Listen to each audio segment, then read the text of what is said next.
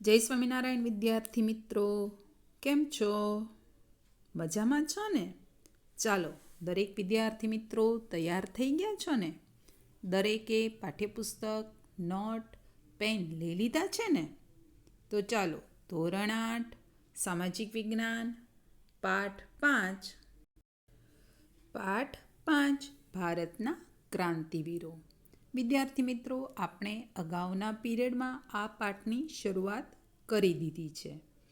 ભારતમાં જે ક્રાંતિવીરો થયા હતા એમાંના આપણે કેટલાક ક્રાંતિવીરો વિશે અભ્યાસ કર્યો હતો. જેમાંના હતા વાસુદેવ બળવંત ફડકે વિશે અભ્યાસ કર્યો ચિત્ર સાથે વિનાયક દામોદર સાવરકર વિશે પણ વિદ્યાર્થી મિત્રો અભ્યાસ કર્યો. એ સિવાય ખુદીરામ બોઝ, રામપ્રસાદ બિસ્મિલ અને અશફાક ઉલ્લા ખા. વિદ્યાર્થી મિત્રો, આટલા ક્રાંતિકારીઓ વિશે આપણે અભ્યાસ કરી ગયા છીએ. હવે આજે આપણે એક નવા જ ક્રાંતિકારી વિશે અભ્યાસ કરવાના છે અને એ છે ચંદ્રશેખર આઝાદ વિશે. તો ચાલો વિદ્યાર્થી મિત્રો, હવે આપણે ચિત્ર સાથે અભ્યાસની શરૂઆત કરીએ. આમ જોઈએ તો ભારતના બધા ભાગોમાં ઓછા વત્તા પ્રમાણમાં ક્રાંતિકારી પ્રવૃત્તિઓ વહેલી કે મોડી અવશ્ય થઈ હતી, જેમાં જુદા જુદા ક્રાંતિકારીઓએ પોતાનાથી થતી પ્રવૃત્તિઓ કરતા હતા. તો હવે વિદ્યાર્થી મિત્રો, આપણે એવા બીજા જ એક ક્રાંતિકારી વિશે અભ્યાસ કરવાના છે અને એ ક્રાંતિકારી છે ચંદ્રશેખર આઝાદ. વિદ્યાર્થી મિત્રો, આમ તો તમે એમનો ફોટો પણ જોયો હશે. ઘણા ક્રાંતિકારીઓના તમે ફોટા જોયા હશે અથવા એની પિક્ચરો પણ આવે છે, એ પણ તમે નિહાળી હશે. તો હવે આજે આપણે ચંદ્રશેખર આઝાદ વિશે અભ્યાસ કરીએ. તો ચંદ્રશેખર આઝાદનું મૂળ નામ ચંદ્રશેખર સીતારામ તિવારી હતું. તેમનો જન્મ 23 જુલાઈ 1906ના રોજ મધ્યપ્રદેશના ઝાબુઆ જિલ્લાના ભાવરા ગામમાં થયો હતો. તેમણે પ્રારંભિક અભ્યાસ કાશીમાં કર્યો.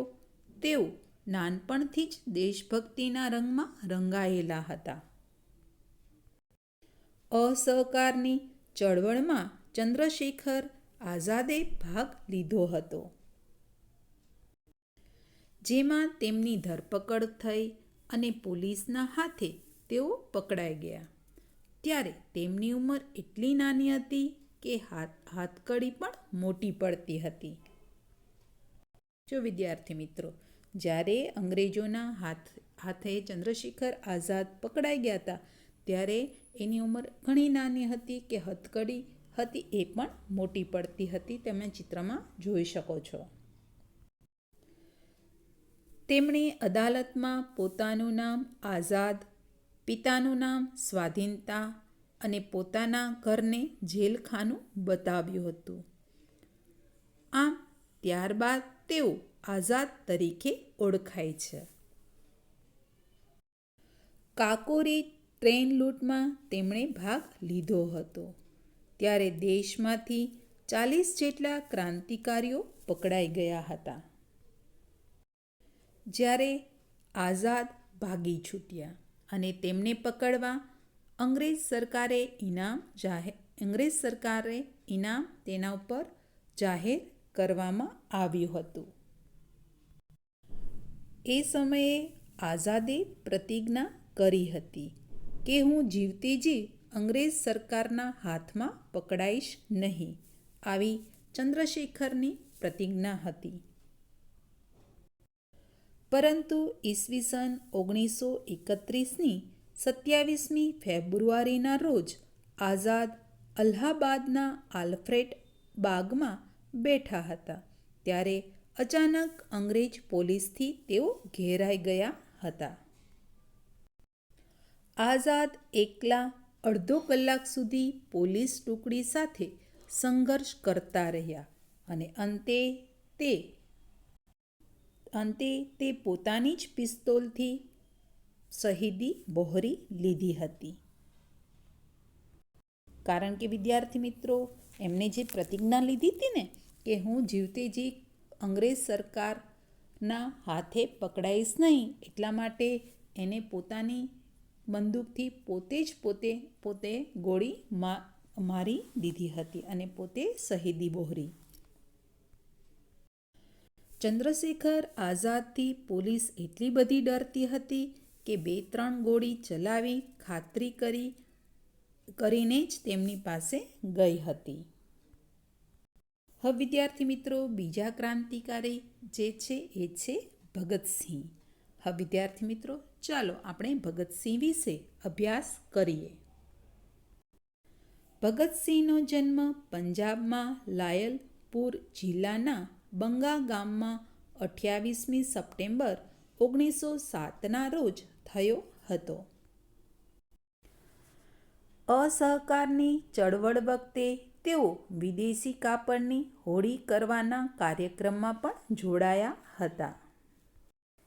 તેમજ લાહોર નેશનલ કોલેજમાં ભણવા ગયા ત્યારે તેમને સુખદેવ, ભગવતી ચરણ અને યશપાલનો પરિચય થયો અને તેમના ક્રાંતિકારી વિચારોને પીઠબળ મળ્યું હતું. જો વિદ્યાર્થી મિત્રો, અહીં ભગતસિંહને જેની સાથે પરિચય થયો હતો એવા સુખદેવ, ભગવતી ચરણ અને યશપાલના અહીં તમને ફોટો આપેલા છે. આ બધાના ક્રાંતિકારી વિચારોથી ભગતસિંહને પણ પીઠબળ મળ્યું હતું એમ કહી શકાય. 1928માં 8મી એપ્રિલે ભગતસિંહ અને બટુકેશ્વર દત્તે ધારાસભામાં બોમ્બ ફેંક્યો, જેનો ઈરાદો બહેરી થઈ ગયેલી અંગ્રેજ સરકારને જગાડવાનો હતો. તેઓ ઈચ્છતા તો ભાગી શક્યા હોત, પણ તેમને તે જ જગ્યા પર ઊભા રહી સૂત્રોચ્ચાર પણ કર્યા અને એ સૂત્રોચ્ચાર હતા: ઇન્કલાબ જિંદાબાદ, સામ્રાજ્યવાદ કા નાશ હો, દુનિયા કે મજૂરો એક હો, એટલે કે દુનિયાના મજદૂરો એક થાવ, આઝાદી માટેની લડત માટે આ એમના સૂત્રો હતા. ક્રાંતિનો સંદેશ આપતી પત્રિકાઓ ફેંકી, હવામાં ગોળીબાર કર્યો અને શાંતિપૂર્વક આત્મસમર્પણ કરી દીધું. જો વિદ્યાર્થી મિત્રો, અહીં તમે ભગતસિંહ અને બટુકેશ્વર દત્તે જે ધારાસભામાં બોમ્બ ફેંક્યો હતો અને એમને બહેરી અંગ્રેજ સરકારને જગાડવા માટે થઈને જ એ બોમ્બ ફેંક્યો હતો. જો એ ઈચ્છે તો એ ભાગી શક્યા હોત, પણ એ ભાગ્યા નહીં અને ત્યાં જ રહીને આગળ આપણે જોયું ને કે એમને સૂત્રોચ્ચાર કર્યા હતા: ઇન્કલાબ જિંદાબાદ, સામ્રાજ્યવાદ કા નાશ હો, દુનિયા કે મજદૂરો એક હો. આવા સૂત્રોચ્ચાર કરીને ત્યાં ઊભા રહી અને એમને આત્મસમર્પણ કરી દીધું. અંગ્રેજોએ એમને ત્યાં પકડી લીધા. એ તમે દ્રશ્ય જોઈ શકો છો. લાલા લજપતરાયના અવસાનનો બદલો લેવા ગયેલા અંગ્રેજ અફસર સોન્ડ્સના ખૂન કેસમાં ભગતસિંહ, સુખદેવ અને રાજગુરુ ઉપર કેસ ચાલ્યો. કેસના ચુકાદામાં ત્રણેય મિત્રોને ફાંસીની સજા થઈ. જો અહીં તમે ચિત્રમાં જોઈ શકો છો કે ત્રણેય મિત્રોને 23 માર્ચ 1931ના રોજ તેમને ફાંસી આપવામાં આવી હતી. ભગતસિંહની એક કાવ્ય પંક્તિ છે, અહીં તમને આપેલી છે: દિલ સે નિકલેગી ન મર કે ભી વતન કી ઉલ્ફત, મેરી મિટ્ટી સે ભી ખુશ્બુ એ વતન આએગી. આ ભગતસિંહે કાવ્ય પંક્તિ આપને આપેલી છે. ક્રાંતિકારીઓ દ્વારા વિદેશમાં પણ પ્રવૃત્તિઓ થતી હતી. ઘણા ભારતીયો વિદેશમાં રહીને પણ ભારતની આઝાદી માટેની લડત લડતા હતા. તો હવે વિદ્યાર્થી મિત્રો, આપણે એવા જ ક્રાંતિકારી વિશે અભ્યાસ કરવાનો છે અને એ છે શ્યામજી કૃષ્ણ વર્મા. વિદેશોમાં ક્રાંતિકારી પ્રવૃત્તિઓની શરૂઆત કરનાર શ્યામજી કૃષ્ણ વર્માનો જન્મ ઈસવીસન 1857માં 4 ઓક્ટોબરે કચ્છના માંડવી ગામમાં થયો હતો. જો વિદ્યાર્થી મિત્રો, અહીં કચ્છનું જે માંડવી ગામ છે એનું આ ચિત્ર છે કે આ ઘરમાં શ્યામજી કૃષ્ણ વર્માનો જન્મ થયો હતો. તેઓએ કેમ્બ્રિજ યુનિવર્સિટીમાંથી સ્નાતકની ડિગ્રી મેળવી ભારતમાં સ્વરાજ મેળવવાના ઉદ્દેશ્યથી લંડનમાં 1905ની 18મી ફેબ્રુઆરીએ ઇન્ડિયન હોમ રૂલ સોસાયટીની સ્થાપના પણ કરી હતી.